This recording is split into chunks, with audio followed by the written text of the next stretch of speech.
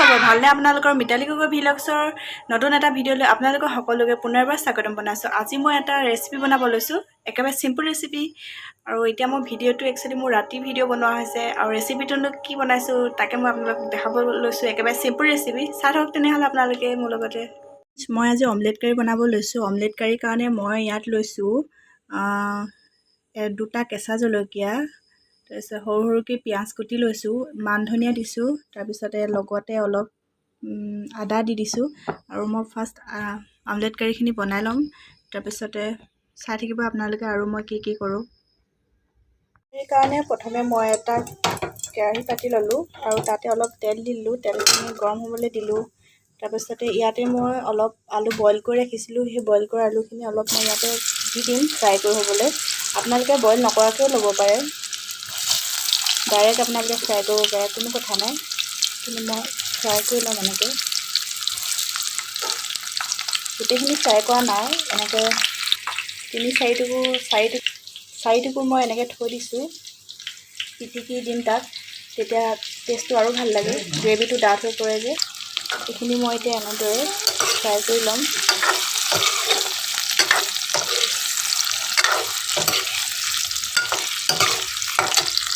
আলুখিনি ফ্ৰাই কৰি আছোঁ আৰু এইফালে মই আৰু এটা কেৰাহীত এনেদৰে অলপ তেল গৰম হ'ব দিছোঁ আৰু এইফালে অমলেট বনাম মই। চাই থাকিব মই কেনেকৈ বনাওঁ। খিনি বনাই আছোঁ। একচুৱেলি তেলত হ'লে বেছি ভাল, মই কেৰাহীত বনাইছোঁ আৰু কেৰাহীটো অলপ সৰু, আৰু কোনো কথা নাই, আমি 2টা মানুহ হৈ যাব আমাৰ ইমানো। আপোনালোকে অলপ বেছি বনাব পাৰে, বেলেগতো বনাব পাৰে, বেলেগ পেনত গৈ মেলি। আলুখিনি বইল কৰা হৈ গৈছে, মই এতিয়া আলুখিনি নমাই ল'ম। ফ্ৰাই কৰা আলুখিনি ফ্ৰাই কৰিছিলোঁ।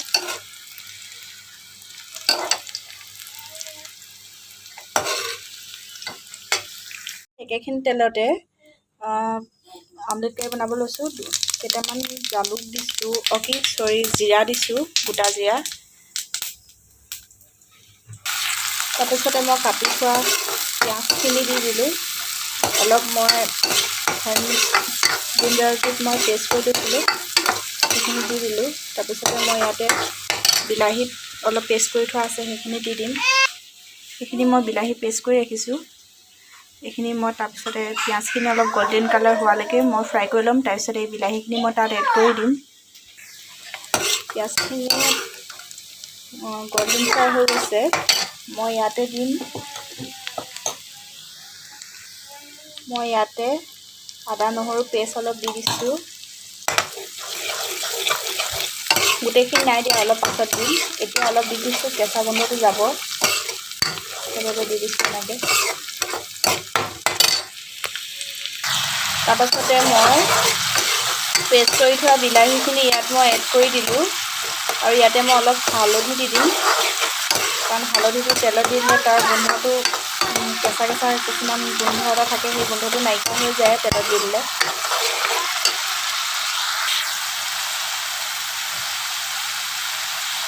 ইয়াত মই এতিয়া হালধি দি দিছোঁ।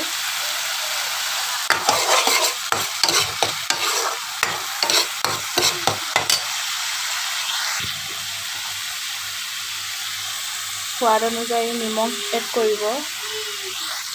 তাৰপাছতে ইয়াত মই অলপ ধনিয়া পাউডাৰ দি দিছোঁ, বেছি দিয়া নাই, অলপেই দিছোঁ। অলপ কাশ্মীৰী ৰেড চিলি দিছোঁ। তাৰপিছতে এইখিনি মই ভালদৰে লৰাই ল'ম। তাৰপিছতে মই 4টুকুৰ আলু অলপ পিটিকা কৰি থৈছিলোঁ, সেইখিনি মই ইয়াত দি দিম। সেইখিনি মই দি দিলোঁ। ইয়াত অলপমান পানী এড কৰি দিম, যাতে মছলাখিনি ভালদৰে সিজি যাব। তেতিয়া আপোনালোকে তাৰপিছতে ইয়াত মই অলপ বাদাম থৈ দিছিলোঁ। বাদামটো একচুৱেলি অপশ্যনেল হয়, আপোনালোকে নিদিবও পাৰে, দিবও পাৰে, কোনো কথা নাই, কিন্তু বাদামটো দিলে অলপ ভাল লাগে, সেইকাৰণে দি দিছোঁ মই। অলপমান এতিয়া পানী এড কৰি দিম মছলাখিনি যাতে ভালদৰে সিজে আৰু বিলাহীখিনি যাতে ভালদৰে সিজি যায়।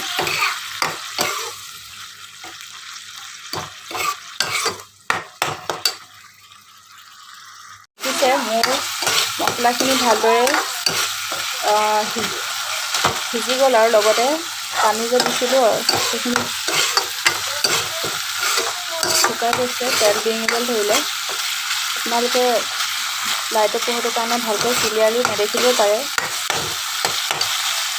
ইয়াত মই এতিয়া এড কৰি দিম আলুখিনি।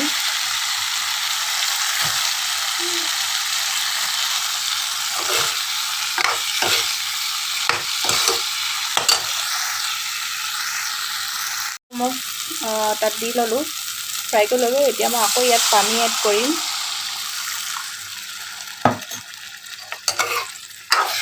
মই ঠাণ্ডা পানী দি দিছোঁ, আপোনালোকে গৰম পানীও দিব পাৰে।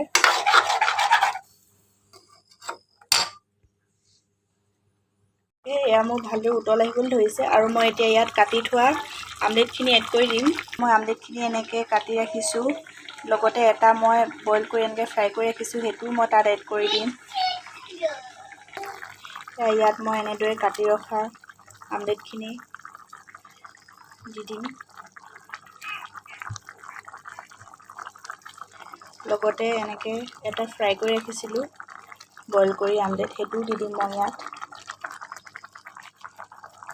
ভালদৰে সিজিব দিম, তাৰ বাবে এখন মই এনেকৈ ঢাকন লগাই দিছোঁ।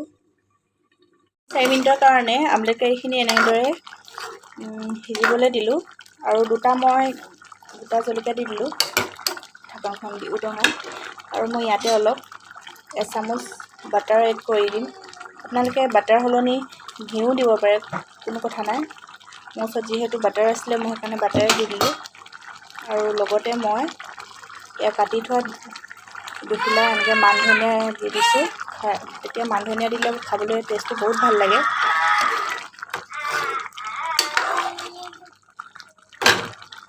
আৰু মোৰ এই আমলেট কাৰীখিনি ৰেডি হৈ গ'ল। হেল্ল' ফ্ৰেণ্ডছ, আপোনালোকক কৈছিলোঁ যে এয়া আমলেট কাৰীখিনি ৰেডি হৈ গ'ল। এয়া অথনি অলপ চব্জি আছিলে, মাংস চব্জি, পাপৰ, ভাত। ঠিক আছে তেনেহ'লে আমি ভাত খাই লওঁ, তাৰপিছত আকৌ আপোনালোকক লগ পাই আছোঁ।